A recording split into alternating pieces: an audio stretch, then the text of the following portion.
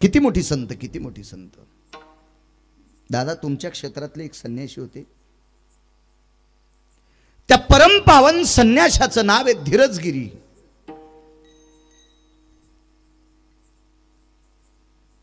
कारण ब्रह्मचर्य आणि संन्यास याच्यात काय असं फारसं अंतर नाही, फक्त कपड्याचं अंतर आहे.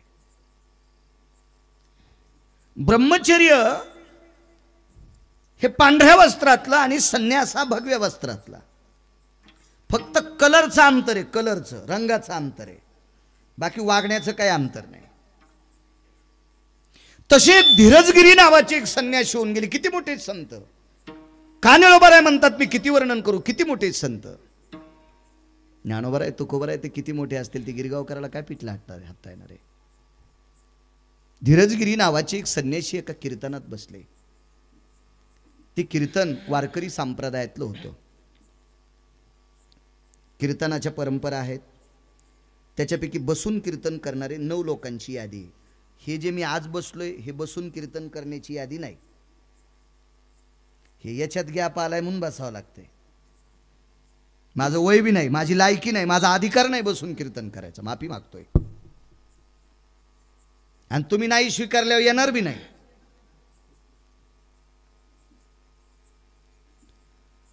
पण बसून कीर्तन करणारी 9 लोक होती, त्याच्यापैकी 1 नंबरची व्यक्ती होती शुकाचार्य. मला असं वाटतं ते ब्रह्मवेत्याच्या व्याधीत होते. शुक याज्ञवल्क दत्त कपिल मुनी हरीशी जाणोनी हरी झाले 9.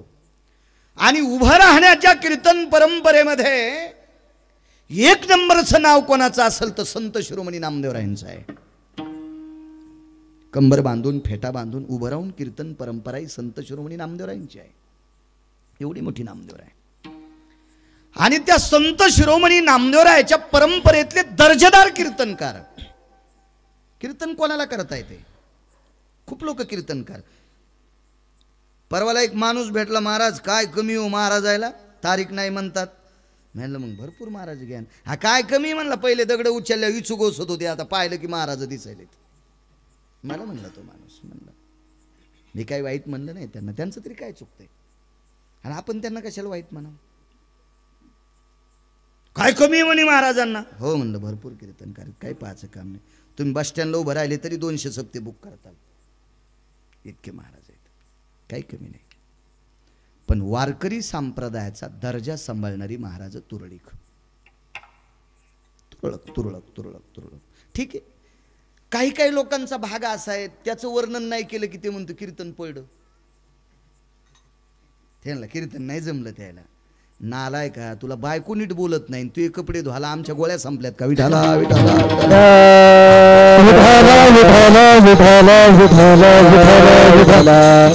ज्याचा त्याचा दर्जा आहे, ज्याचा त्याचा पाहण्या. एक जण म्हणला महाराज कीर्तन लय झकास करा, तुझ्या बायकोची साडी नेसून नाचतो. कीर्तन हा झकास विषय नाही, कीर्तन हा बोधावर आरूढ असणारा विषय. प्रत्येकाचा दर्जा आहे पाहण्याचा, प्रत्येकाची दृष्टी आहे पाहण्याची. दर्जेदार व्यक्तिमत्व. त्या कीर्तनाची परंपरा होती, 5 वाजता कीर्तनाचा रामकृष्ण हरी सुरू व्हायचा, किंवा त्याच्या आधी 15 मिनिटांनं सुरू व्हायचं. 5 वाजता कीर्तनकाराच्या गळ्यात विणा असायचा, कीर्तनकाराचं तोंड पश्चिमेकडे असायचं, कीर्तन ऐकणाऱ्यांचं तोंड पूर्वेकडे असायचं. कीर्तनाची वेळ 4:45 असायची, 5ची 4:45 असा दर्जा. कीर्तनाची समाप्तीची वेळ घड्याळ पाहून नव्हती, सूर्य मावळला की जय विठ्ठल घ्यायचं. दादा ही पद्धत होती कीर्तनाची, जय विठ्ठल घ्यायची पद्धत होती. आणि त्या दर्जेदार व्यक्तीचं कीर्तन म्हणजे वारकरी संप्रदायात ती नाविन्यपूर्ण व्यक्ती. किती दर्जेदार, किती दर्जेदार. ठीक आहे नागरे सर, आम्ही अशी 10-5 पोरं जर घेतली तर एखाद्या श्रीमंताचं पोरग ज्याच्या घरी माळ कोणालाच नसल अशा व्यक्तीवर जर जवळ गोंजारलं तर ते माळकरी होऊ शकते. इतकं करू शकतो, इतकं करू शकतो. पण कुत्र्याला नाहीत माळ घालू शकत आम्ही, बैलाला नाही माळ घालू शकत आम्ही, घोड्याला नाही माळ घालू शकत आम्ही. घालणं वेगळी, त्यानं जोपासणं वेगळी. महाराज ज्या परंपरेतले कुत्रे एकादशी धरावी, काय दर्जेदार परंपरा असेल. ज्या परंपरेतल्या घोड्यांनी एकादशी धरावा, काय परंपरा दर्जेदार असेल. ठीक आहे, आम्ही एखाद्या व्यक्तीला जवळ बोलू, आमकं बोलू, त्याची स्तुती करू, त्याला माळ घालू, कालांतरानं आमचं त्याचं भिसू, त्यानं माळ तोडून टाकू, त्याचं ना आपलं जमत नाही. पंढरपूरच्या पाहुण्यानं घातली आणि जालन्याच्या पाहुण्यानं काढली. असे खूप लोक सापडतील. पण ज्या व्यक्तीवर पशुवर सुद्धा संस्कार करावे आणि पशुनी सुद्धा वारकरी संप्रदायातले नियम पाळावे अशा दर्जेदार परंपरेतल्या कीर्तनकाराचं कीर्तन चालू होतं. आणि त्या कीर्तनात गुरुवर्य दादा तुमच्यासारख्या भगव्या कपड्यातली धीरजगिरी नावाची संन्याशी व्यक्ती कीर्तन ऐकायला बसलेली आहे. काय त्यांचं महिमा सांगतोय. कीर्तन गोडस चालत होतं. गोड गोड कीर्तन. कीर्तन चालू असताना त्या संन्याशी महात्म्यानं थोडंसं असं पाठीमागं बघितलं नागरे सर, तर सूर्य मावळायला 10-15 मिनिटं वेळ शिल्लक होता. म्हणून मांडी खालचा चिमटा काढा आणि पाठीमागं बघून वाजिला, भास्करा ए प्रकाश देवते, ए दिवाकरा, ए प्रकाश राजा, थांब रे राजा थांब, भूक लागलेली कानाला, ऐकू दे रे ऐकू दे कीर्तन, ऐकू दे रे ऐकू दे. विनंती सूर्याला केली आणि महाराज पश्चिमेकडे बघत होते. आता सूर्य मावळण, आता सूर्य मावळण, आता सूर्य मावळण. मावळतच नव्हता सूर्य, मावळतच नव्हता. पण कीर्तन ऐकत असताना धीरजगिरी नावाच्या महात्म्याचं लक्ष अशा लेकराकडे गेलं, या वयातल्या लेकरांकडे गेलं आणि त्यांनी जांभाळी दिली. कीर्तनाची तिथली नियमाची परंपरा होती. सूर्य मावळला की जे विठ्ठल घेऊन आरती घेणे आणि जेवढा समाज पुढे असेल त्यांनी जेवून प्रसाद घेऊन जाणे ही पद्धत होती. आता सगळी छोटी छोटी लेकरं सगळ्या मावल्या पुरुष आदी करून सर्व बसलेली होती. जांभाळी दिली, भूक लागलेली आहे. आणि त्या धीरजगिरींच्या लक्षात आलं ह्या मुलानं जांभाळी दिली ती अर्थी याला भूक लागली. जांभाळ्या 3 येत असतात. एक तुम्हाला आल्यावर मला येते, मला आल्यावर तुम्हाला येते, अशी एक जांभाळी आहे. एक जांभाळी जास्त जेवण केल्यावर झोपेची येते आणि एक जांभाळी भुकेची येते. पण भुकेच्या जांभाळ्या कळण्यासाठी दर्जा लागतोय, लायकी लागते, अधिकार लागतो. कोणालाही कळत नसतात. 700 वर्षापूर्वी भुकेची जांभाळी कळाली संत शिरोमणी नामदेवरायाला. 9.5 ते 14 वर्षाची एक मुलगी विटेवरच्या मालकाच्या पायरीला बसलेली आहे आणि विटेवरच्या मालकाच्या पायरीला 9.5 ते 14 वर्षाचं वय, 13.5 ते 9.5 या वयातल्या दर्जातली एक कन्या, या वयातली एक मुलगी पायरीवर बसलेली.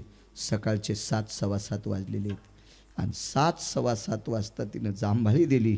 त्यावेळेला नामदेवरायाच्या लक्षात आलं तिनं रात्री काहीच खाल्लं नाही. तिला घरी नेलं. तिला जनाबाई म्हणतात. ठराविक लोकांना कळतंय दुसऱ्याचं दुःख. त्याच्यापैकी धीरजगिरींच्या लक्षात आलं कीर्तन ऐकावंसं आपल्याला वाटायला पण लेकरांना भुका लागल्यात. म्हणून पुन्हा मांडी खालचा चिमटा काढला आणि पाठीमागे धरून असा एकदाच वाजवला, जा रे प्रकाश राजा जा, खाऊ दे लेकरांना. तर वरचं पापण खालच्या पापणाला चिटकते. किती वेळ लागते? तितक्या वेळात सर्वत्र अंधार पडला. कीर्तन चालू होतं ठाकूरबुवांचं. ठाकूरबुवांचं दैठणा या क्षेत्रात. दैठणा हे क्षेत्र म्हणजे महाराष्ट्रातलं ज्ञानेश्वरीचं संशोधन केंद्र. ज्या परंपरेतले घोडे सुद्धा एकादशी धरत होते. कल्पना करा, ज्या परंपरेतलं कीर्तन ऐकण्यासाठी जे संन्याशी बसलेत त्या संन्याशानं 1 तास 18 मिनिटं सूर्याला थांबवावं. काय दर्जा असेल या लोकांचा, काय दर्जा असेल. आत्ताची संत, आत्ताची 100 वर्ष, हे 90 ते 100 वर्षाचा काळ आहे. या काळातल्या संतांचा अधिकार जर इतका टोकाचा असेल तर ज्ञानोबाराय तुकोबारायचा अधिकार किती मोठा असेल. म्हणून निळोबाराय पहिल्या कडव्यात म्हणतात, काय त्यांचा महिमा काय त्यांचा महिमा मधुवर मार, काय त्यांचा महिमा काय त्यांचा महिमा काय त्यांचा महिमा मधुवर मार, काय त्यांचा महिमा मधुवर, काय त्यांचा महिमा वारंवार काय त्यांचा महिमा वारंवार काय त्यांचा महिमा वारंवार हरी भक्त भारती भूमन काय त्यांचा महिमा वारंवार हरी भक्त थोर भूमंड भेटीचे अर्थ ब्रह्मादिका त्यांची ये भेटीचे अर्थ ब्रह्मादिका काय त्यांचा महिमा वारंवार हरी भक्त थोर भूमंड काय त्यांचा महिमा वारंवार हरी भक्त थोर भूमंड त्याची ये भेटीचे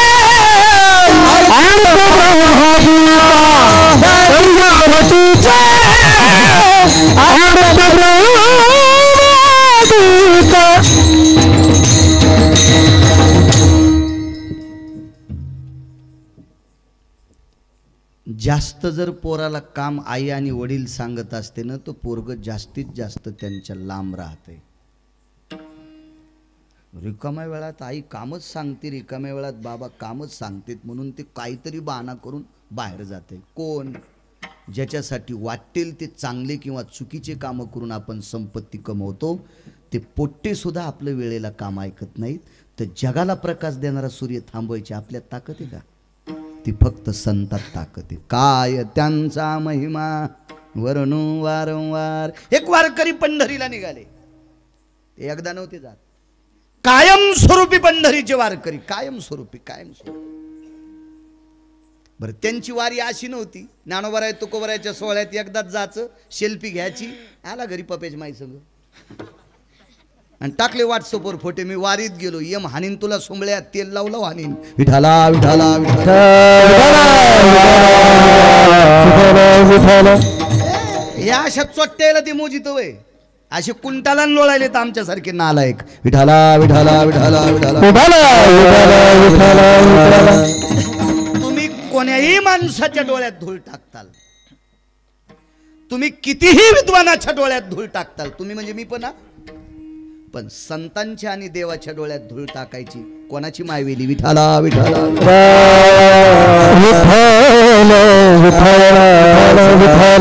नित्याचे वारकरी दशमीला सकाळी प्रत्येक महिन्याला पंढरपूरला ते जातात. सकाळी सकाळी दशमीला पोचायचं, दशमीचा उत्सव, एकादशीचा उत्सव, नगर प्रदक्षिणा आदी करून आणि द्वादशी सोडली की घरून निघायचे.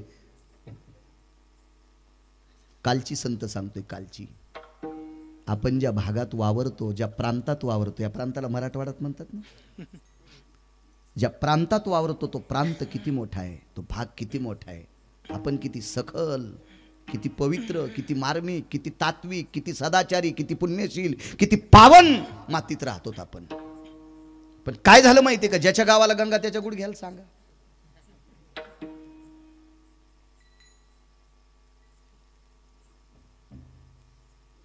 मी 4 वर्षापूर्वी उत्तरेश्वर बापू, मला वाटतंय त्यावेळेला नव्हते माझ्यासोबत, आमची भेट नव्हती, अशी वाटली भेट. एकदा नागरेश्वर एका ठिकाणी गेलो आणि ते माणूस म्हणला, महाराज वारीला लय बोलतात, वारीला जाता का? आवाज गेली. म्हणलं वारी म्हणजे जातो म्हणलं, 27 वर्षापासून सोहळ्यात पायी चालतो, काय आणि चालायला मला काही त्रास नाही. नाही म्हणे, पण तुम्ही महिन्याला जाता का? म्हणलं 4 वाऱ्या करतो, आषाढी, कार्तिकी, चैत्र आणि माघ. नाही म्हणे महाराज, मग वारी पर अभंग कीर्तनात घेत जाऊ नका. मला असं वाटतंय शेंडीला तर मिरच्या लागल्यात माझ्या डोक्याला, कारण तो माणूस हा दिसायला साधा होता, त्याच्या अंगावर असं काही इतकं असं चमचमचं, मी जसं धोतर म्हणजे माझं ते धोतर एकाच कापसाचं होतं, फक्त हे जरा जास्त ढवळं होतं आणि त्यांचं काय असं एवढं असं झळझळ चमकणारं नव्हतं, असं पांढरं शुभीत नव्हतं, असं साधा माणूस होता. तर मला वाटलं हे साधा असेल, पण त्याला जमीन होती 3.5 एकर. आमच्या बऱ्याच लोकांना वाटते आम्हीच लय मोठे आहेत, अरे तुला लय चांगले चांगले रोजान लावते, तू मुकाट्या बस. विठाला विठाला विठाला विठाला विठाला विठाला विठाला. तू 2 घंटे दुसऱ्याचा रोजदार आहेस, लय नाकान वांगे सोली जाऊ नको. विठाला विठाला विठाला विठाला.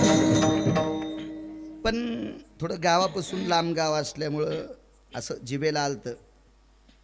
तुमची काय लायकी आहे मला सांगण्याची, पण मला असं वाटतं मला पंढरीतल्या मालकाची कृपा होती, जीभ आवरायला लावली. म्हणलं बरं नाही, बरं नाही विषय महाराज, करताल का महिन्याची वारी? मला पुन्हाही मुंग्या लागल्या. याची काय लायकी हो मला सांगायची? त्याचा अधिकार काय मला सांगायचा? नंतर एका ज्या माणसानं मला कीर्तनाला आमंत्रित केलं, जेवायला जाता जाता त्यांनी असं मनगड दाबलं आणि सांगितलं, महाराज या माणसाची मंडळी वारल्यावर पण वारी सोडली नाही. त्या माणसाचे वडील वारल्यावर 10वा आला तर 10व्याला आस्ती घेऊनच पंढरपूरला गेला, पण वारी सोडलीच नाही. काही माणसं दिसायला साधी असतात, पण असायला मात्र पंढरपुराच्या मालकाच्या अंतःकरणातली असतात. तेव्हापासून ठरलं आपण महिन्याची वारी सोडायचीच नाही. महिन्यात 2 दिवस कोट्या दिशानं फोन केला तरी त्याची कीर्तन घ्यायचीच नाही. इथल्या कीर्तनासाठी तुम्ही लय प्रयत्न केलता. मागे एकदा शिंदे काका असतील, वकील साहेब असतील, बापू असतील, मला वाटतं त्यांच्याकडे सुद्धा प्रगट दिनासाठी एकदा केलता संपर्क. नसल्यावर काय त्याला एसटीत पहिला माणूस बसल्या मग दुसरी जागा नसते. नसला जरी बसला रुमाल टाकल्यावर तिथं बसता येत नाही, कारण त्यांनी ती आरक्षित केली. इतके जरी आमच्या लोकांनी नियम सांभाळले तरी पंढरपुरातला मालक कृपा करील. विठाला विठाला विठाला विठाला विठाला विठाला विठाला. नित्य महिन्याची वारकरी व्यक्ती शेवटच्या टप्प्यात ते थकले. काय त्यांचा महिमा सांगतोय? ही किती लोक आहेत मोठी, किती मोठी लोक आहेत, काय त्यांचा महिमा. घरातल्या लोकांनी सांगितलं, दादा आता तुम्ही जाऊ नका वारीला. ऐका ऐका. का रे? का जायचं नाही? थकलात तुम्ही, तुमचे पाय दुखतात, पाय वाकलेत तुमचे. किती वारी केली माहितीये का? त्या व्यक्तीचे पाय गुडघे बाहेर वाकले आणि पंजे मधात वाकले. पंजे मधात वाकले आणि पाय बाहेर वाकले. ते शिल्पी काढीत नव्हते, त्याचा एकही फोटो व्हायरल नाही. हा काय नाही, काय नाही, बिलकुल नाही. घरच्या व्यक्तीनं सांगितलं, तुमचे घोटे घासायलेत. पायाचे घोटे घासत होते आणि घोट्यावरची त्वचा सगळी निघून गेली. पांढरे शुभ्र घोट्याचे हाडं दिसत होते. कधी कधी जास्त घोट्याला घोटा लागल्यावर थकलेलं शरीर होतं, चांबडं कातड त्या हाडाला चिटकलेलं होतं, कधी तरी अशुद्ध बाहेर पडायचं. घरातल्यांनी सांगितलं, नका जाऊ, तुमच्या पायाला जखमा झाल्यात. त्या व्यक्तीने काय उत्तर द्यावा? अरे तुम्ही माझ्यावर फार प्रेम करणारी कुटुंबातली माणसं आहात रे. मला गुलाबाच्या पाकळ्यावर झोपिताल तरी पण एके दिवशी ह्या रानोबाच्या अंगाला आळ्या पडत्याल. त्या व्यक्तीचं नाव होतं रानोबा, त्या वारकऱ्याचं नाव होतं रानोबा. काय त्यांचा महिमा सांगतोय. तुम्ही मला राजहंसाच्या पंखाच्या गादीवर जरी झोपवलं तरी एके दिवशी शरीराला किडे पडणार. गुलाबाच्या पाकळ्या नित्य 2-2 तासाला जरी बदलल्या तरी शरीराला किडे पडणार. हे नाशकय शरीर. आणि याला वारीची सवय लागली ती बरे. मला असं वाटतंय एका मोठ्या बुद्धिजीवी माणसाचं मी ऐकलं, या शरीरा इतकं हरामखोर आणि या शरीरा इतकं दर्जेदार दुसरं कोणाचं शरीरच नाही. कारण या शरीराला जितका दर्जा द्याला तितकं दर्जेदार होते आणि या शरीराला जितके हरामखोर नियम लावले तितके लावून घेते. आम्ही 3 दिवसाच्या प्रवासात गेलो डॉक्टर जायभाई साहेब. एका श्रीमंताचं पोरग 4थ्या ते 5व्या वर्गात होतं. 3 दिवसाचा प्रवास होता. एका देवदर्शनाकरता गेलो. मोठ्या माणसासोबत गेल्यामुळं गाडी भारीची होती. थोडासा प्रवास वरून बी झाला. माणूसच मोठा होता आणि तो यानं पैशावाला माणूस होता. म्हणून आमचंही जमलं त्याच्यासोबत. आम्ही गेल्याच्या नंतर आम्हाला 4 रूमा करण्यात आल्या, पण 4ही रूमा VIP होत्या. सगळ्या गोड प्रथम श्रेणीतल्या चांगल्या रूमा होत्या. पण नेमका आम्ही ज्याच्यासोबत गेलो त्याला जी रूम भेटली त्या रूममध्ये महाराष्ट्रीयन पद्धतीनं, असं म्हणण्यापेक्षा ते नाव घेऊ नये, तशा पद्धतीचं दीर्घशंखेचं स्थान होतं. आपल्याकडं लघुशंखा आणि दीर्घ शंका. कारण आपले ओरिजिनल शब्द बऱ्याच लोकांना कळत नाही, तरी आपली भाषा अभिजात भाषा आहे. तरी आमच्या लोकांना वाटते 2-3 वाक्य इंग्रजीतच सांगावं. आपल्यात बोलणं सोमळ्या.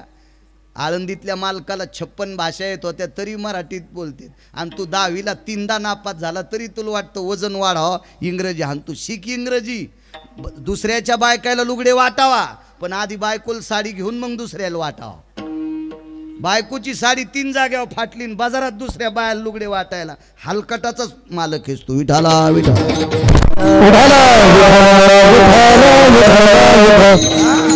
ज्याला शुद्ध मराठी येते त्यानं बाकीच्या भाषा बोलण्याचा प्रयत्न करावा.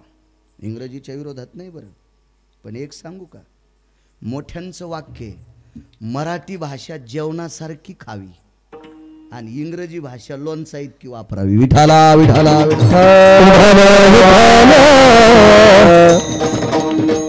59 वर्षाच्या नंतर एका व्यक्तीच्या हाताला यश आलं, त्या साहित्यिकाला, आणि मराठी भाषेला अभिजात दर्जा मिळाला. आमच्या लोकांना जास्त आनंद वाटायला पाहिजे होता, कारण कीर्तन हे मराठी भाषेतच करता येतात आणि इंग्रजीत केलेले कीर्तन ह्या कापसा येचून आलेल्या बायाला कसे कळतील, आहे का नाही. लय आनंद वाटायला पाहिजे होता आमच्या. अजून मेळ नाही. विठाला विठाला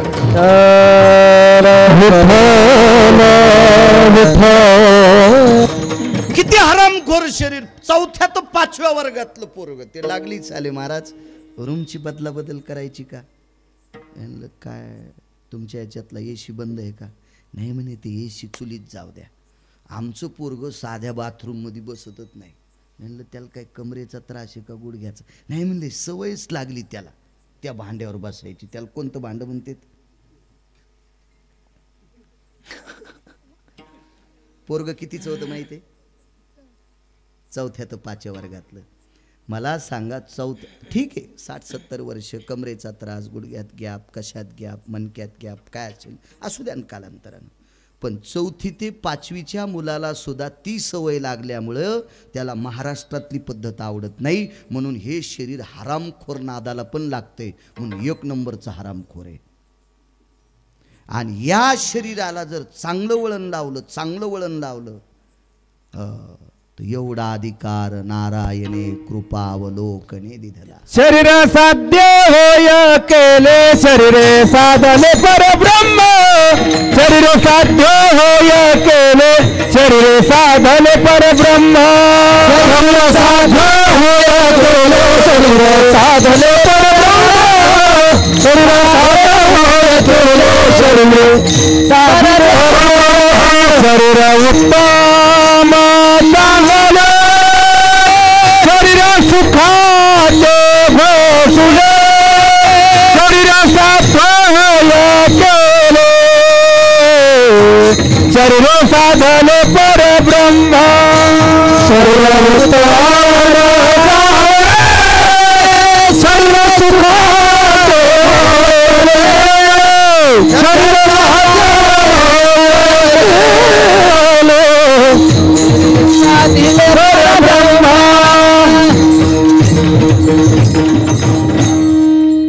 वा बापू वा, इतकं शरीर चांगलंय.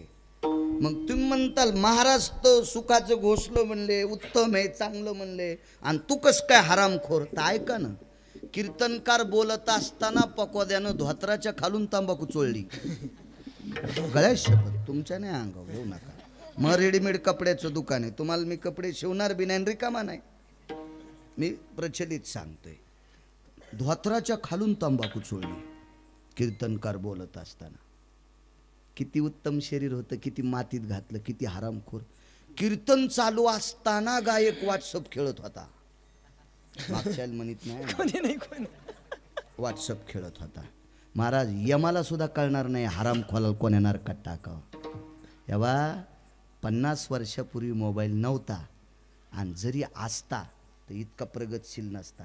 पण आता कॅमेरे चालू आहेत, अख्ख्या महाराष्ट्रातली दर्जेदार लोक पाहतेत हे किती नाटकं स्टेजवर करतेत. म्हणून हा पांचटपणा, हलकटांनी पाहू नये इतकं तरी दर्जेदार आमच्या लोकांनी वागावा. विठाला विठाला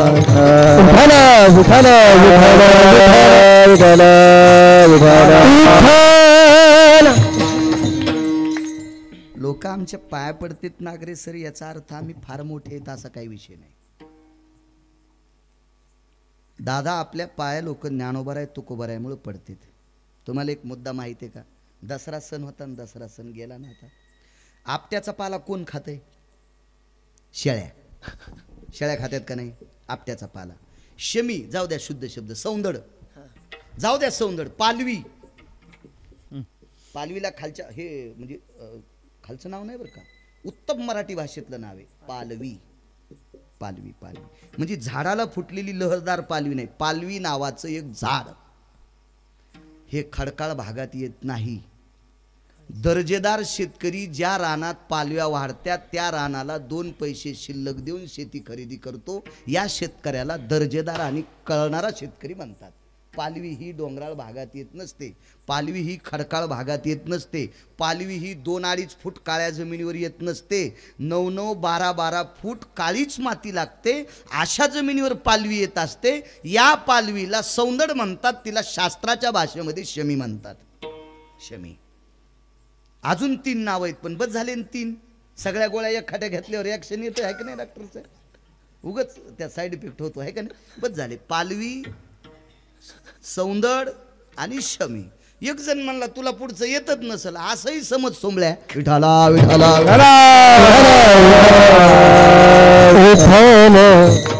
मग आपट्याचा पाला, शमीचा पाला शेळ्या खात्यात. शेळ्या शेळ्या गाई नाहीत खाता, मसडा पण नाहीत खात. कोण खात्यात? शेळ्या. आणि शेळ्याला कळत नाही, शेळ्या धोत्री बी खात्यात. धोत्रा पण शेळ्या खात्यात. बरं विषारी असतो बरं धोत्रा. हो शेळ्या म्हणून तर शेळीची चरणे आळंदीतले मालक म्हणले. तुम्ही अजून बी लक्षात घ्या, शेंडा खाती ती शेळी, सगळं खोडून खाती ती गाय, वाचा वाचा खाती ती मसड.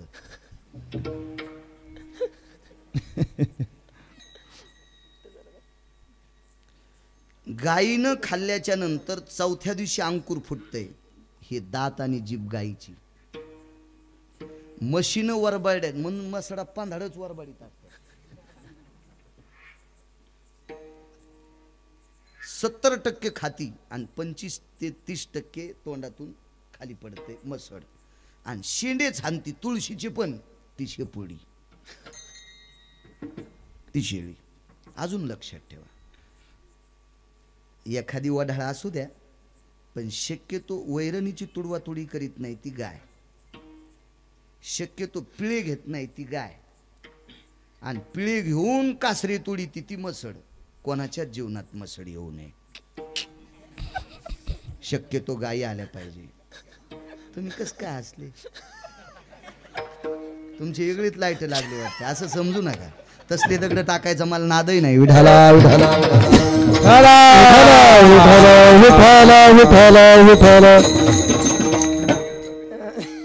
लोक आमच्या पाया पडतात म्हणजे आम्ही फार मोठे नाहीत. वकील साहेब बापू लोक आम्हाला पाया पडून पैसे देतात म्हणजे आम्ही फार दर्जेदार नाहीत. मी सौंदड आणि आपटा सांगतोय नागरे सर. सौंदडीच्या आणि आपट्याची पानं शेळ्या खात्यात, पण पवित्र कोण्या दिवशी केले? सौंदड आपटा रान चारा हातात सोऱ्याचा तुरा, पूर्वीयासी पुसे कोण वाका देवाचा अभिमान. सौंदड आपटा रान चारा हातात सोऱ्याचा तुरा, पूर्वीयासी पुसे कोण एका देवाचा अभिमान. सौंदड आपटा रान चारा हे तो दसऱ्याचा तुरा, हिरवी तरी पुशे कोण एका देवासाठी मान. आम्हाला ज्ञानोबा आहे तुकोबा आहे मिळ किंमत. ज्ञानोबा आहे तुकोबा रायचं भजन गिरगावकरांना सोड्यावर याला ऊस तोडायला पण बोलणार नाहीत. त्याला माहिती याला मोळ्या उचलायच्या नाही. विठाला विठाला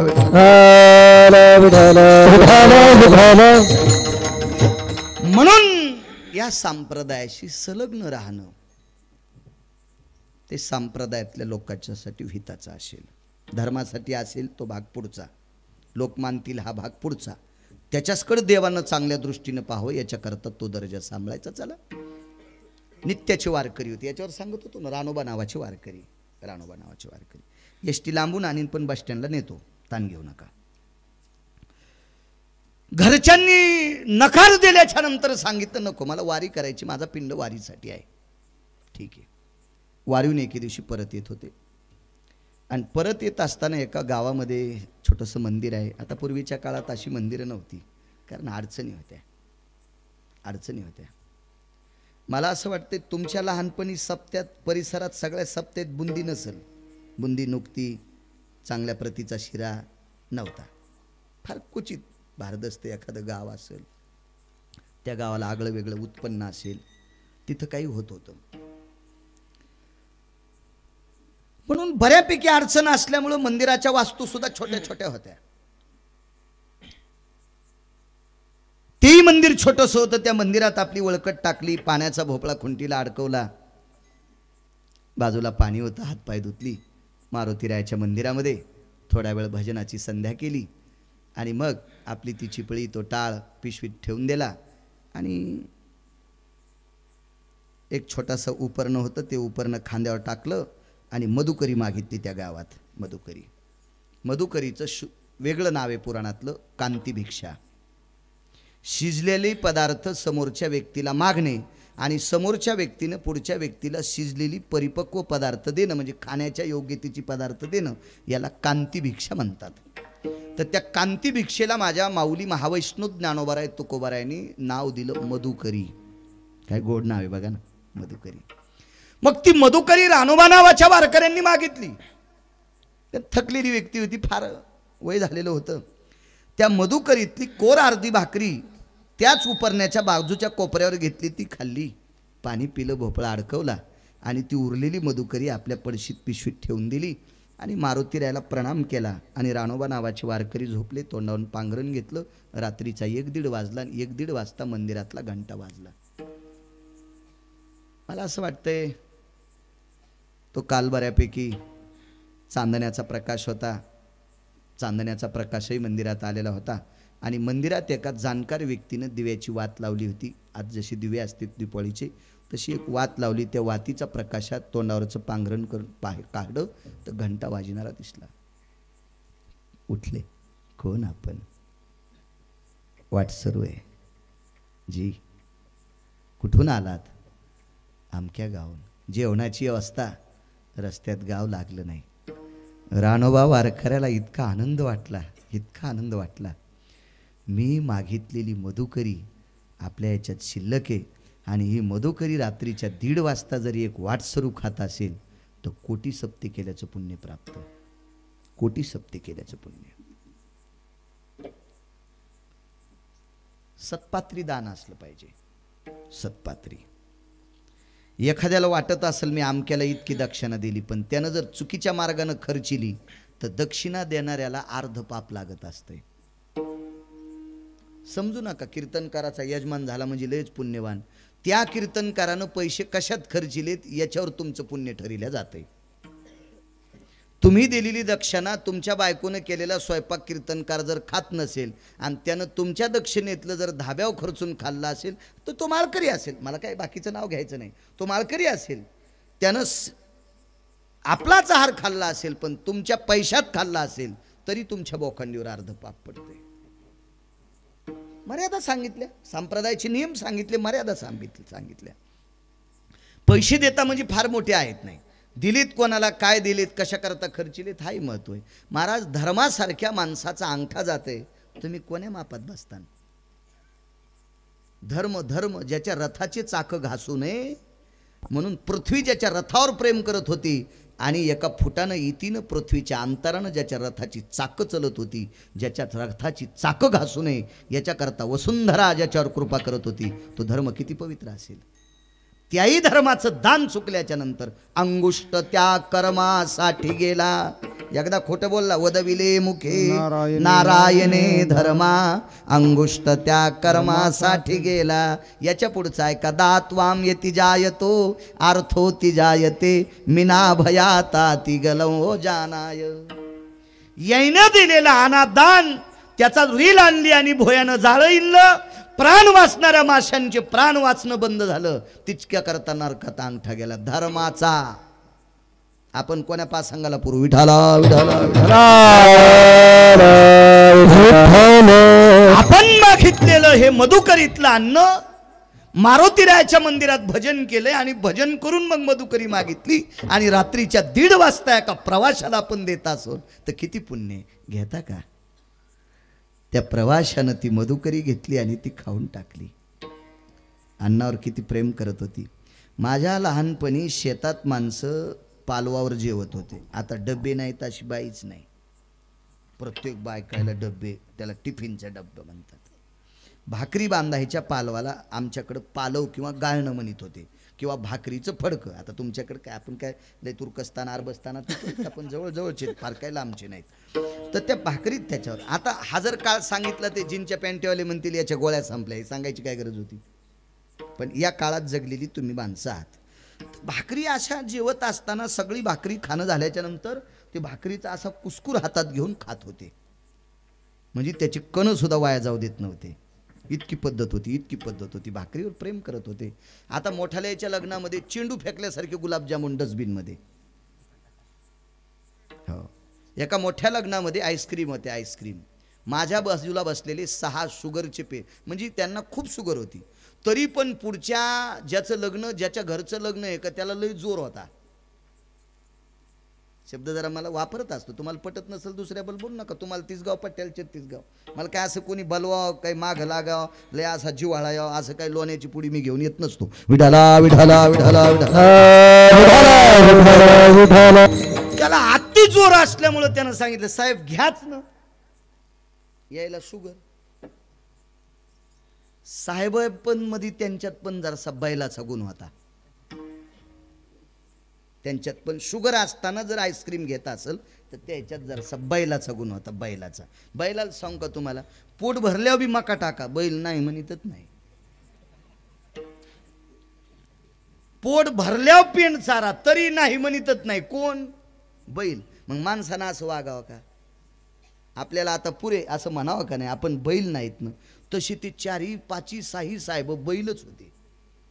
पुढच्या नालायकानं अति जोर आल्यामुळं, आग्रह केल्यामुळं सगळ्यांनी आईस्क्रीम घेतल्या आणि त्याच्या देखता जिभेला लावल्या. पण त्याला माहिती आपली शुगर लय वाढलेली. त्यानं तिकडं तोंड केलं की डस्टबिनमध्ये टाकून दिलं. नाही हा पुण्याचा काळ, हा फार शोकाचा काळ, फार शोकाचा काळ, फार शोकाचा काळ. हे प्रगतीचं लक्षण नाही. आपण लग्नात एवढं उष्ट टाकतो, हे सुद्धा प्रगतीचं लक्षण नाही. काय झालं अहो, काय 100-200 कुत्रे खात होते तरी स्वयंपाक उडालात नाही. मोठाडपणा सांगू नको समळ्या.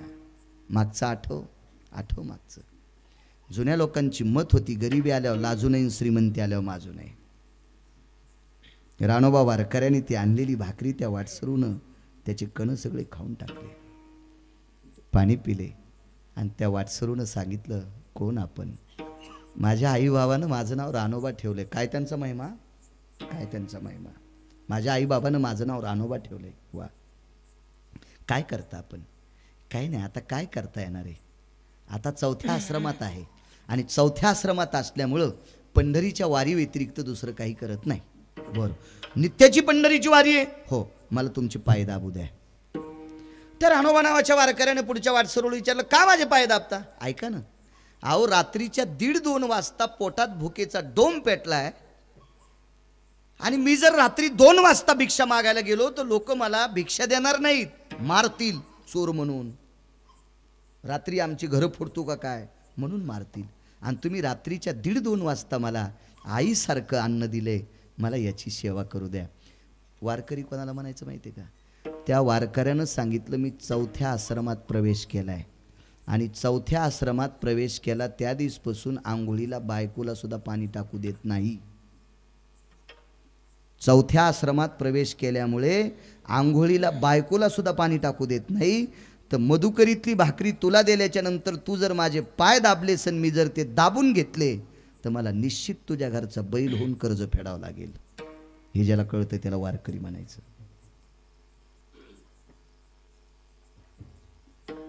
कोरक 7-8 जणांना अंग तुडवायला लावायला घुसेस का तू? हा,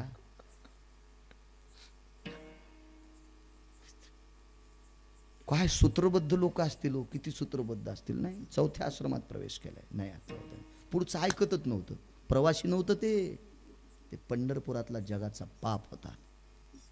प्रवासी नाही, तो जगातला पाप आहे, पंढरपुरातला मालक आहे. आणि सांगितलं रानोबा महाराज दाबू द्या पाय. नाही, माफ करा, माफ करा, माफ करा. ऐकायला तयारच नाही. रानोबा महाराजानं सांगितलं आपण प्रवासी आहात, वर्ण कोणता आहे आपला? हिंदू आहे, जात हिंदूची आहे, ठीक आहे.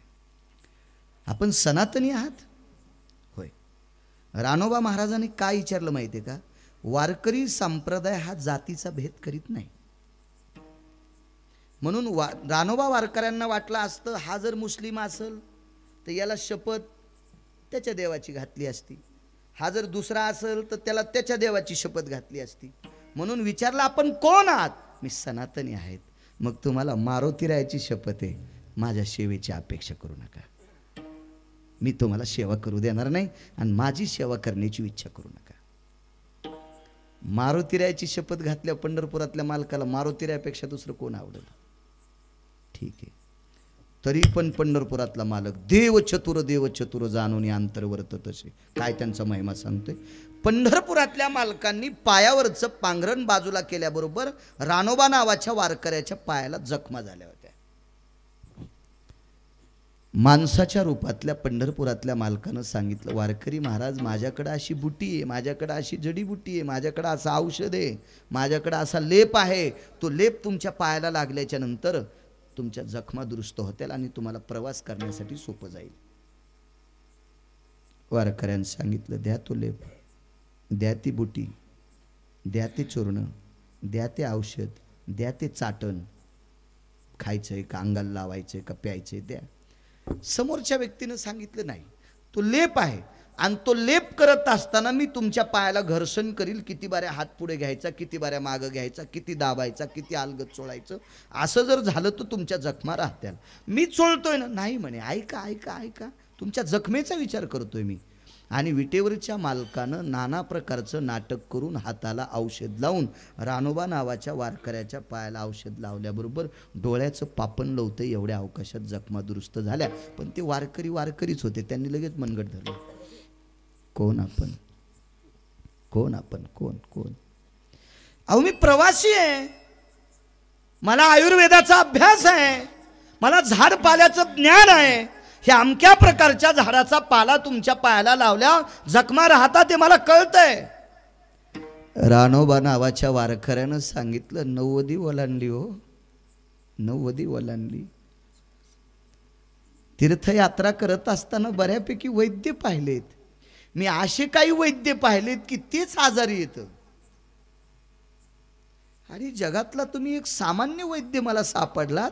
स्पर्श केल्याबरोबर डोळ्याचं पापण नव्हतं एवढ्या अवकाशात माझ्या जखमा राहतात. मला सांगा ना, आपण धन्वंतरी आहात का? आपण सुषेण आहात का? कृतात्रेतायुगात सुषेण, समुद्र मंथनातले आपण धन्वंतरी आहात का? नाही, मला आयुर्वेदातलं कळतंय. सांगा ना आपण कोण आहात? भक्तीची ताकद सोडू शकत नाही. रूप प्रगट झालं, चतुर्भुज मूर्ती प्रगट झाली. ती मूर्ती म्हणजे विटेवरचा मालक होता. गुडघ्यात वाकलेले रानोबा नावाचे वारकरी विटेवरच्या मालकाच्या पायावर डोळे ठेवले, डोकं ठेवलं. देवा, माझ्या तळपायाला तुमचा पवित्र हात लागतोय. देवानं आपली सेवा केली याच्याकरता वारकरी रडत होते. आणि एका वारकऱ्याची सेवा केली म्हणून आनंदाश्रू विटेवरच्या मालकाच्या डोळ्यातून येत होते. काय अलौकिक योग असेल तो. जवळ बसले आणि गप्पा करत असताना विटेवरच्या मालकानं सांगितलं, रानोबा जी, जी प्रभू जी, पायाच्या जखमा दुरुस्त झाल्या, घोट्याच्या जखमा दुरुस्त झाल्या, पण गुडघे वाकलेले ते सरळ करू का? मान खाली घातली आणि खाली मान घालून सांगितलं, देवा काय गुडघे सरळ करण्याच्या गप्पा करता आपण? काय त्यांचा महिमा सांगते, काय गुडघे पाय सरळ करण्याचा गप्पा करता आपण? देवा तुम्ही मनात आणलं तर एका क्षणात मला 20 वर्षाचा तरुण करताल. कृपा कटाक्षे न्याहाळिले, एका क्षणात 20 वर्षाचा तरुण करताल. पण देवा अवडंबर काय होईल माहिती? माझे गुडघ्यात उलटे वाकलेले पाय जर तुम्ही सरळ केले तर या मराठवाड्यातले लोक देवा तुझ्या दर्शनाला न येता माझ्या पाया पडायला येतील रे, माझ्या पाया पडायला येतील. माझ्या कशाला देवा हे जगितले रे, कशाला अवडंबर करायचं रे देवा? हे जगदानंद कंद जगतपते, वंशातल्या कोण्या व्यक्तीचं पुण्य उदयाला आलं म्हणून मी तुझा वारकरी झालो देवा. अरे नये योगियाच्या ध्याना, तपी योगी सिद्ध अनुरागी रात्रंदिवस तुझा टाळ फोडतात तरी तू त्यांच्या स्वप्नात नाही. तो आम्हा पाशी मागे पुढे आणि तू पायाला लेप करतोस देवा. हे फक्त वंशातल्या लोकांचं पुण्य उदयाला आलं म्हणून तुझी वारी करतो हा योग आलाय. आणि आता तू जर पाय सरळ केले तर तुझ्या दर्शनापेक्षा माझ्या दर्शनाची गर्दी होईल रे. लोक विसरतील रे देवा. हा संप्रदाय चमत्कारी नाही पण साक्षात्कारी आहे. हा वारकरी संप्रदाय चमत्कारी नाही पण साक्षात्कारी आहे. नकोय देवा नकोय. दृष्टांत संपला. रानोबा नावाचे वारकरी, महाराष्ट्रातला वारकरी संप्रदाय पंजाबपर्यंत नेऊन घातलेले 700 वर्षापूर्वीची एक व्यक्ती संत शिरोमणी नामदेवराय,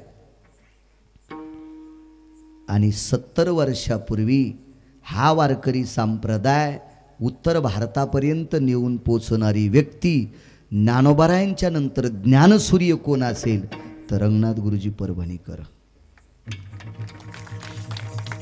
तुमच्या परिसरात गुरुजींचे सप्ते जास्त व्हायचे. गुरुवर्य साखरे महाराज जास्त सप्ती ती परंपरा होती. गुरुवर्य रंगनाथ गुरुजी परभणीकर ज्यांचे नातू त्यांना म्हणायचं रानोबा महाराज. देवानं ज्यांच्या पायाला लेप करावा, पंढरपुरातला मालक ज्यांच्या कामा करता येतोय, एवढा दर्जा त्या संतांचा आहे. त्या संतांचं किती वर्णन करू म्हणून मालक पाहिजे. त्यांचा महिमा वर्णू वारंवार, काय त्यांचा महिमा वर्णू वारंवार, काय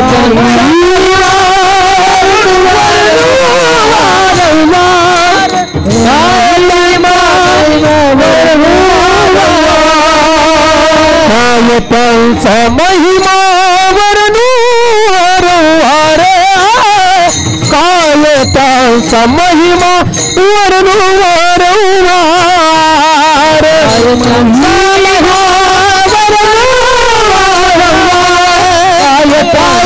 महिमा भक्त थोरा हरिभक्त थोरा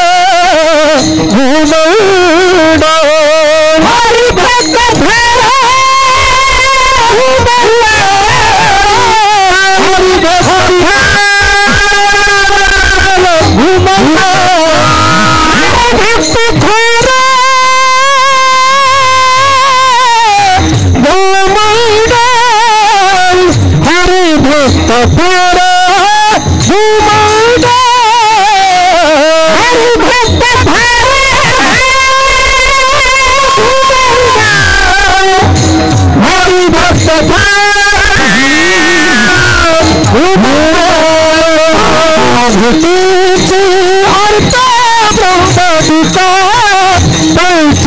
भेटीची अर्थ ब्रह्मादिका, भेटीची अर्थ ब्रह्मादिका, भेटीची अर्थ ब्रह्मादिका,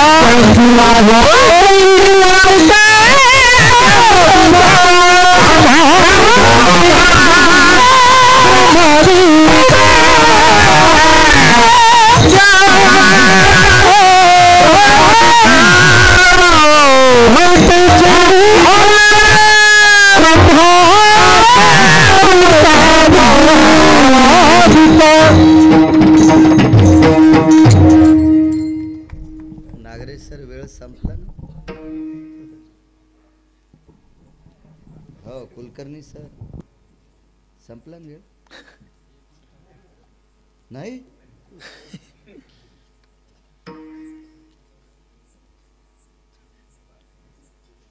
दहा मिनिटं घेतो. एका बाईनं स्वयंपाक केला, वेगात सांगतो, चांगली बाई होती, माध्यंजन शाखेची होती कुलकर्णी सर. तुम्ही कोण्या शाखेचे? माध्यंजन. वा, कसं जवळ पेटलं पा. अश्विलायन, कान्नव, माध्यंजन अशा शाखा. गरीब बाई, अत्यंत गरीब, फार गरीब. किती गरीब? 4 वाशाच्या झोपड्यात राहत होती. 4 वाशाचं झोपडं. वास तर या पोरायला कळतच नसतील. तुला वास नसन कळत नाही का?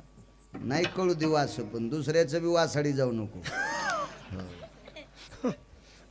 आणि दुसऱ्याचे वाशे बी नको मोजी जाऊ असं म्हणत होते. पण काय वाशे मोजायला लोकायचे म्हणे नाही कळायचं. काळ गोड आलाय तुमचा काळ.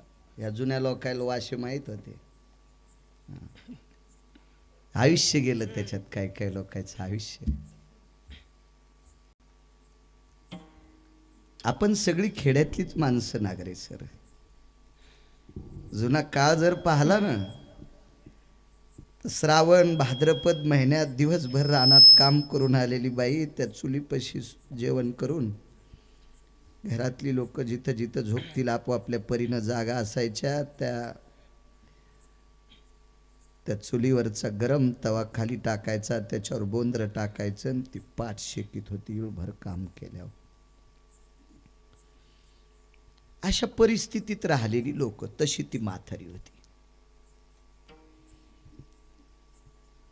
मी काय असा फारसा खूपसा दुष्काळ पाहिला नाही, पण बऱ्यापैकी काही माणसं पाहिली.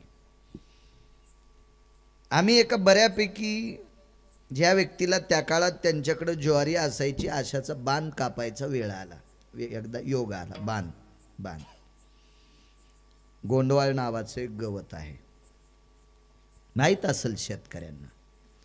हे गोंडवाळ नावाचं गवत गोंडे उमलायच्या अगोदर जनावरं खातात आणि त्याचे गोंडे उमलले की त्याला कुसळ येते. मग हे गोंडवाळ जनावरांच्या खाच्या कामी नाही.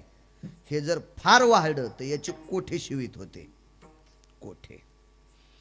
असं गोंडवाळ गवत कापायचा योग आला. त्यावेळेला आम्ही 3 लोक होतो. आमच्या दोघांकडे 1.5 भाकरी होती. पण आमच्या तिघामध्ये जो एक रोजदार होता त्याच्याकडे 27, 28, 29 फक्त वांगे मीठ टाकून उकळलेले होते. भाकरी चतकोर सुद्धा नव्हती. दुपारची भाकरी जेवायला बसल्याच्या नंतर, खाड्यासाठी बसल्याच्या नंतर आम्हाला असं वाटलं की दोघांना वाटलं की यांना अर्धी अर्धी द्यावी. पण पुढचा विद्वान माणूस होता, त्यानं विचार केला यांची अर्धी अर्धी घेतली की यांनाही 1.5 भाकरी त्यांचं काही दुपारचं भागणार नाही. म्हणून त्यांनी चतकोर आमच्या दोघांची घेतली आणि त्यानं अर्ध्या भाकरीमध्ये 22 ते 23 वांगे एवढ्या घासाला एक वांग खायचं. काय परिस्थिती असते. 72ला एका तलावाचं काम चालू होतं. घडलेला प्रसंग सांगतो. त्या तलावाचं काम चालू असताना सोमवारी बाजार होता जवळच्या गावचा, म्हणून सोमवारी वर्षल पगार वाटायला यायचा. तर पगार वाटायला रांगेला लागलेली एक बाई वटीमधल्या आंबाड्या खात होती. आंबाड्याही तुम्हाला कळणार, मीठ लावून भाजल्या होत्या, ती खात होती. एखादा म्हणील हे कीर्तनात सांगायची काय गरज आहे, या लेकरायला कळावं गरिबी मागच्या बापदाद्याची. या परिस्थितीत आपल्या बापदाद्यानं एक टायमाच्या पोटाला चिमटा देऊन पोटाला कसा बांधून आपल्याला इती 2-2 इती जमिनी कमवून ठेवल्यात. आता त्या म्हाताऱ्या लोकांना आम्ही तरुणांनी सांभाळणं अत्यंत गरजेचं आहे. हे कोट्यावधी सप्ते केल्याचं पुण्य प्राप्त होईल. आम्ही जर म्हाताऱ्या लोकांचा आदर करीत नसोल आणि 2-2 किलोच्या तुळशीच्या माळा घरात घालून फिरत असोल तर त्याच्यासारखा कसाही जगात कोणी नसेल. विठाला विठाला विठाला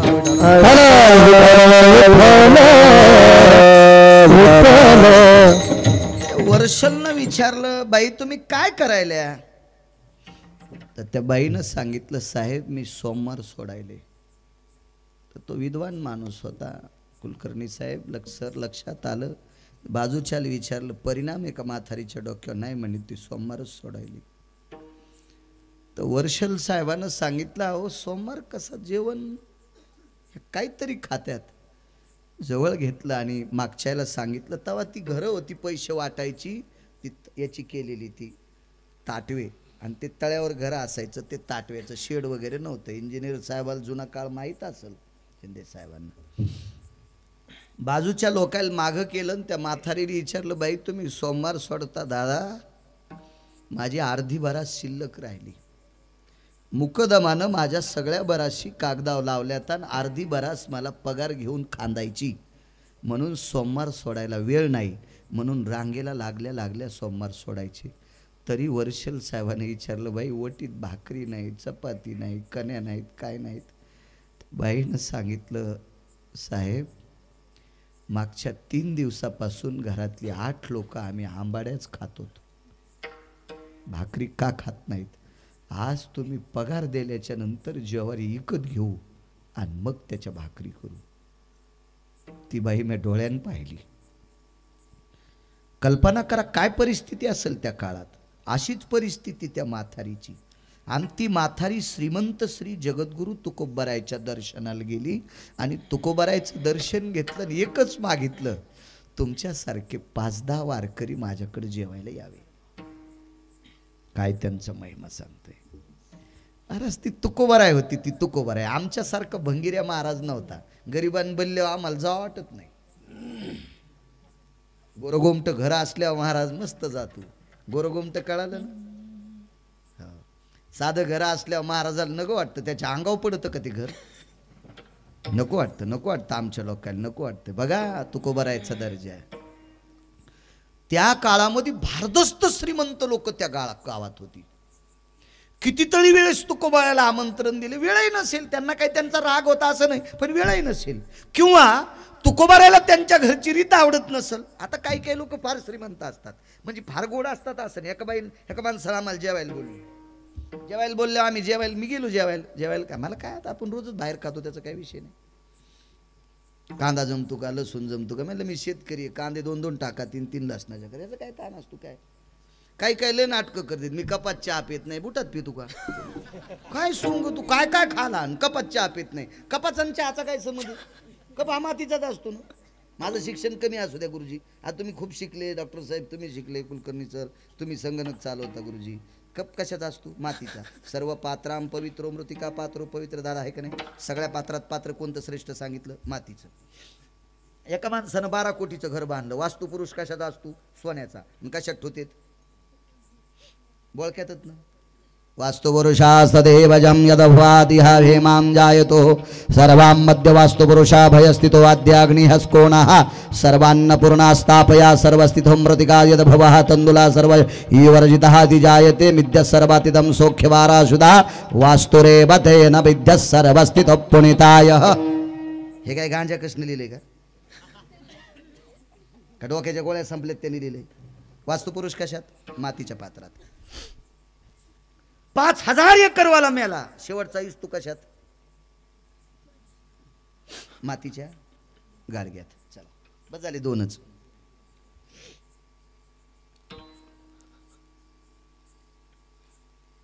एक 1000 कोटी ज्याच्याकडे रुपये आहेत, अशा नवरदेवाचं लग्न झालं.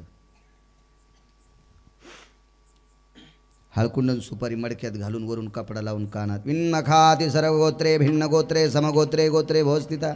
असंच नको करणी सर.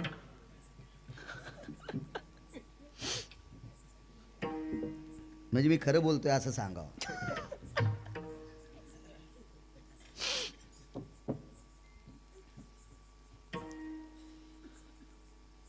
$20,000 कोटीची प्रॉपर्टी एका बाईच्या मालकाला. संक्रांतीच्या दिवशी वाण कशात? मातीच्या. बोळक्यात. आणि तरी म्हणतो मी कपात चहा पेत नाही, तुला हाणायला पाहिजे. इतकं म्हणता येईल दादा. तुमच्यासारख्याने दुसऱ्यानं तोंड लावलेल्या कपात प्याचा नाही, हा तुम्हाला नियम.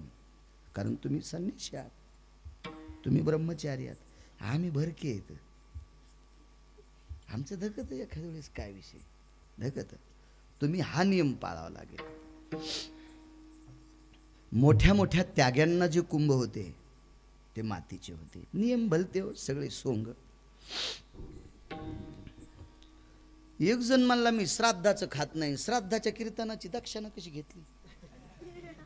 त्याच्यात नाही ते म्हातार बसलं का त्या पाकिटात? नाही संध्याकाळी तू या छातीवर उड्या हाणायचं का? हा उसात डुकर खेळल्यावानी नाही तुला असं तुडवायचं का कचा कचा? तुझी छाती फोडायचं. आपण खातच नाही, हाणायला पाहिजे तुला. तेव्हा हे पोकळवादी नियम संप्रदायाला भ्रष्ट करीत असतात.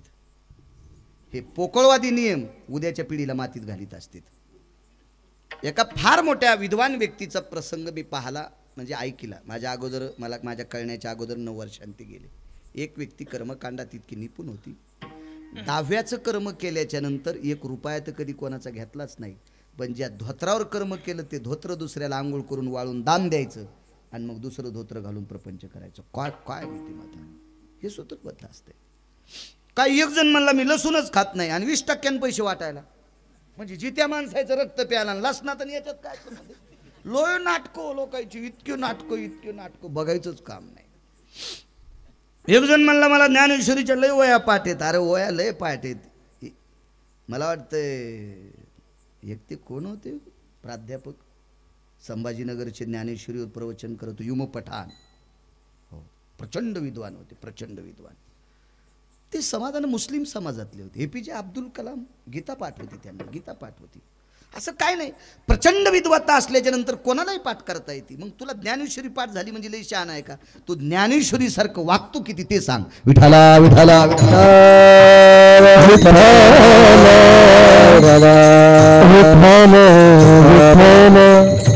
काय नसतं. असं जेवायला बोललं, याच्यावर चाललं होतं ना, जेवायला बोललं, आंब्याचा रस वगैरे असं पद्धतशीर जेवायला केलं, कुरड्या पापड्या.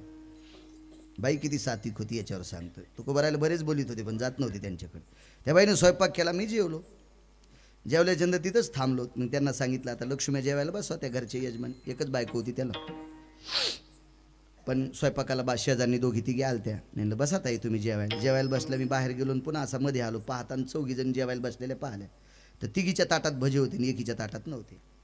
तर जिच्या ताटात भजी नाही ती त्याची बायको होती, ज्यानं आम्हाला जीव घातलं त्याची. मी म्हणलं दादा तुमच्या मंडळी भजे खात नाहीत का? नाही म्हणले महाराज, तिला भजे तर लय आवडतात. मग आता ताटात कसं काय नाही? नाही म्हणले ती आता खात नाही, ती तळतानाच खाती.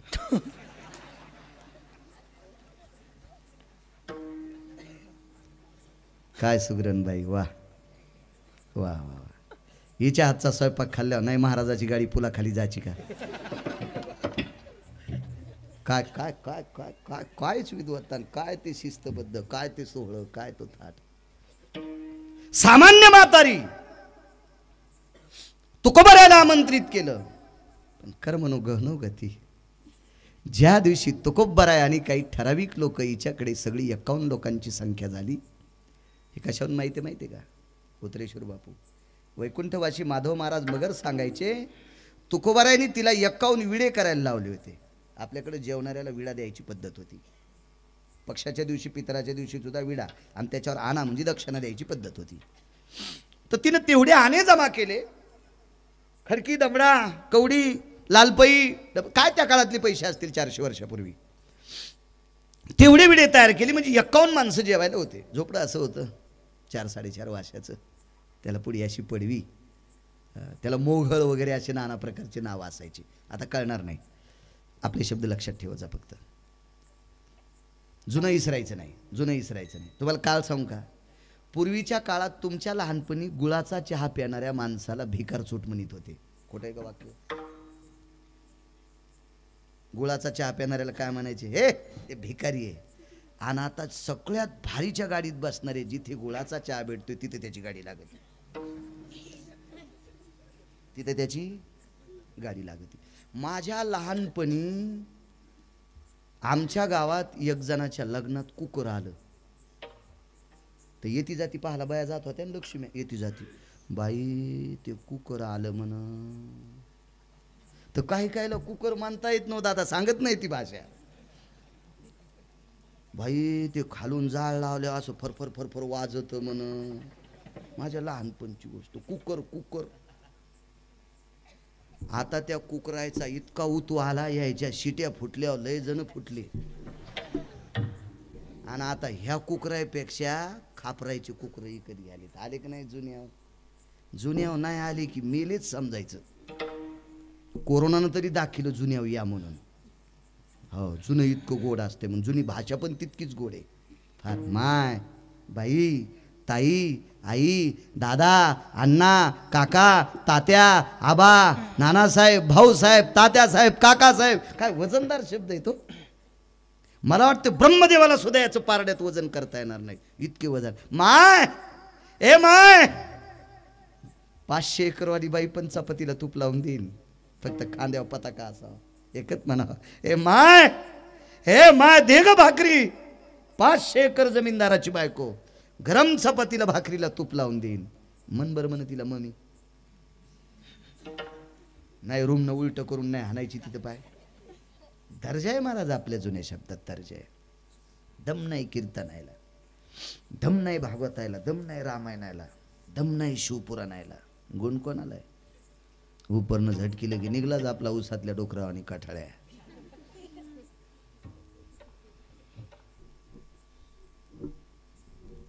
पडवीत मोघळ होतं. पंत्राळ्या लावण्यासाठी पाठीलं. त्याच्यातले 2 जण वापस आले. तुकोबाराने विचारलं, का? शेजारची भिंत झोपड्यावर पडते. काय त्यांचा महिमा सांगते. तुकोबाराने सांगितलं, भिंत पडते? अरे एका पवित्र स्त्रीने सुदाम, सु म्हणजे चांगला, दाम म्हणजे पैसा, कष्टाचा ताम खर्चून आपल्या वारकऱ्याला जेवायला केले. आणि अशा बाईच्या घरात निष्ठावंत वारकरी तुमच्यासारखे जेवणार. तुकोबाराय स्वतःला नाही म्हणले, तुमच्यासारखे निष्ठावंत वारकऱ्याला जिनं कष्टाच्या दामातून जेवायला केले, तिच्या झोपड्यावर जर भिंत पडायची असेल तर काय भिंतीची मायवेली. तुकोबारायचं वाक्य आहे. वैकुंठवासी माधव महाराज मगर सांगायची सूरज खेडकड, काय मायवेली त्या भिंतीची. बाकीचे म्हणले, आता भितडाचा आणि माईचा काय संबंध आहे? भिंतीचे दगड तर निर्जीव आहेत. एखाद्या वेळेस त्याच्यातल्या 1-2 आहे ना तुकोबाराय ओळखीले नसतील. तुकोबारायचा अधिकार काय? जा म्हणे. पण तुकोबारायने जा म्हणल्याच्या नंतर नाही म्हणायची कोणाची हिंमत नाही. पात्र लावले, पंक्ती बसल्या, जेवण झालं, विडे भेटले, पटकन उठू लागले. पण तुकोबारायनं सांगितलं, यजमान जर भरपूर असतील तर आपण उठून जायला हरकत नाही, पण एकटी निराधार माथारी आहे आणि ती जेवायच्या अगोदर जर आपण निघालोत तर आपण ऊसातले डुकरं नाहीत, आपण वारकरी आहेत. म्हणून तुकोबारायनं सांगितलं, माय बस जेवायला. आणि त्या बाईनं पात्र घेतलं, त्याच्यावर भात घेतला, वरण घेतलं, कालवला. तुकोबाराय म्हणले, माय तू जेवल्याशिवाय आम्ही उठणार नाहीत. आणि मग ती माथारी जेवली. माथारी जेवल्याच्या नंतर तुकोबारायने तिच्या दंडाला धरलं, बाई चल बाहेर. बाहेर घेतलं. गावातल्या अशा तरुणांना उठवलं. म्हातारीचं जातं, म्हातारीचं उखळ, म्हातारीचं पिठाचं गाडगं, म्हातारीचं काय असेल ती वळकट, ही सगळी बाहेर काढा. बाहेर काढून घेतली. आणि त्या काळात गावातल्या दर्जेदार श्रीमंताला सांगितलं, राजे हो, धर्मावर प्रेम करणारी म्हातारी आहे, तिला घर बांधून द्या. शासन आता घरकुल देत असेल. 400 वर्षापूर्वी अनाथाला घरकुल द्यायची पद्धत तुकोबारायांची. 400 वर्षापूर्वी, 400 वर्षापूर्वी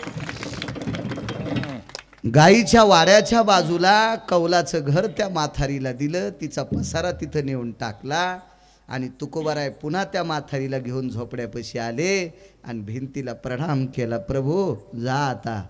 हे सगळे जे उस्तर माथारीचा पसारा दुसऱ्या घरात नेऊस्तर पंढरपुरातल्या मालकानं भिंतीला सुदर्शन लावलं होतं.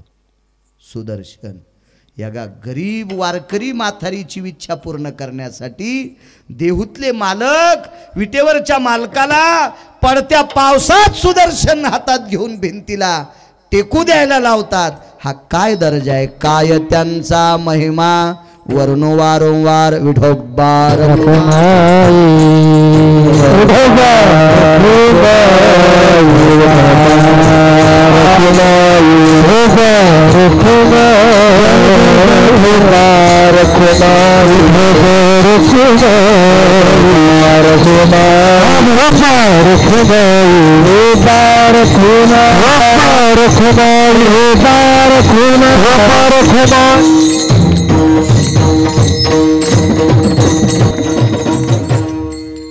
दोन्ही दर्जेदार मृदंगाचार्य आदरणीय गायन क्षेत्रातली बुलंद तोप गोविंद महाराज, गोड आदरणीय उत्तरेश्वर बापू, गायन क्षेत्रातली बुलंद तोप पांडुरंगजी महाराज, गायन क्षेत्रातली बुलंद तोप आदरणीय हरिभक्तीपरायण लकडे महाराज, आदी करून सर्व मस्तक माझा पायावरी या वारकरी संतांच्या ऋणी नागरे सर असतील, डॉक्टर जायभाई साहेब असतील, कुलकर्णी सर असतील, विद्यार्थ्यांना आधुनिक पद्धतीची संगणक गोड अशा प्रकारचं शिकवणारे आदरणीय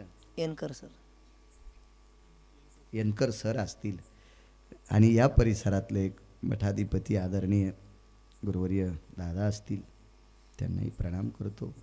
उपस्थित सर्व पंचक्रोशीतून आलेली श्रोते मंडळ, माझ्या मायमावल्या गावातली प्रतिष्ठित नागरिक, गोड शाळेवर लक्ष असणारे आदरणीय वकील साहेब असतील, आदरणीय बापू असतील, सगळी जी तुम्ही मंडळी आहात, विद्येच्या मंदिरावर प्रेम करा, याच्याकरता प्रेम करा. माझ्या प्रभू रामचंद्राच्या पुढं डोकं वाकवायचा दर्जा त्याच विद्यार्थ्यात येत असतो ज्याला विद्येचा दर्जा प्राप्त होत असतो. भविष्यात आपला धर्म, आपल्या भारतीय संस्कृतीची वैचारिक प्रणाली, विटेवरच्या मालकाला आवडेल अशी प्रणाली सांभाळायची ताकद दर्जेदार विद्यार्थ्यात येत असते. आणि त्या विद्यार्थ्याचा दर्जा वाढवायचं केंद्र कोण असेल, या विश्वातलं 3 मंदिरापैकी एक पवित्र मंदिर कोणतं असेल तर ते विद्येचं मंदिर आहे. त्याही मंदिराकडे तुम्ही गोड लक्ष ठेवत जा. पुनश्च सर्वांना प्रणाम करतो. आणि पवित्र चालत असलेली ही पीरकल्याण ग्रामस्थ वासियांची ही पवित्र परंपरा, या दिवाळीचं एक अनन्यसाधारण महत्त्व आहे. आपल्याकडं दिवे नुसते दिवे लावण्यापुरती दिवाळी नसावी, गोडधड पदार्थ खाण्यापुरती नसावी, भावानं बहिणीला आणण्यापुरती नसावी. याच्या पाठीमागं फार दिव्याची त्याचं कारण काय, दिवे का लावावे, कशाकरता लावावे, हे सगळ्या गोष्टीचं फार मोठं नाविन्य, अनन्यसाधारण महत्त्वाची प्रणाली जी कोणती आहे तर हा दिवाळीचा सण आहे. आणि या पवित्र उत्सवामध्ये सर्वांना कोटी कोटी अशा प्रकारच्या शुभेच्छा देतो आणि माझ्या वाणीला विराम देतो. ज्ञानेश्वर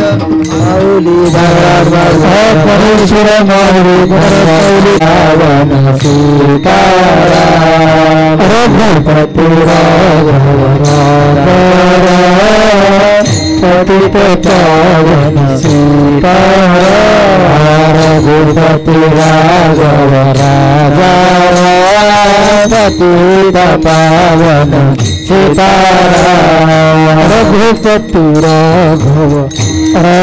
सीताराम पतित पावन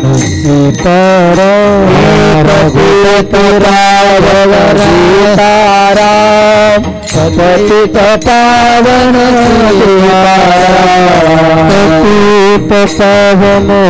सीताराम, पतित पावन सीताराम, पतित पावन सीताराम, पतित पावन सीताराम, राघव राजा पतित पावन सीताराम, रघुपति राघव राजा पतित पावन सीताराम, रघुपति राघव राजा पतित पावन सीताराम, रघुपति राघव राजा पतित पावन सीताराम, रघुपति राघव राजा पतित पावन सीताराम.